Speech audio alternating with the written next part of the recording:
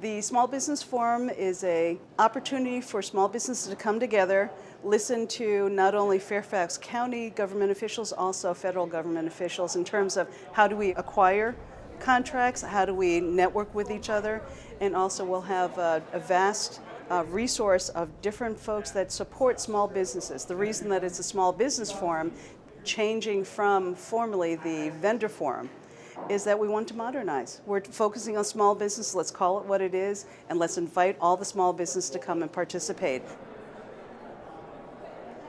You'll have an opportunity to network with other small businesses.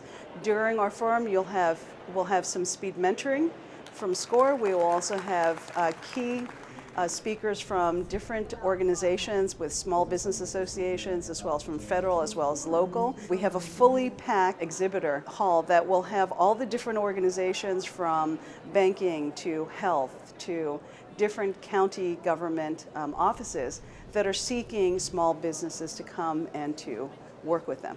We'll be having some professionals that will be coming in from SCORE to actually talk with the different small businesses in terms of how can they accelerate, how can they educate and empower and enable their growth as a small business, not only within Fairfax County, but also within larger global economy.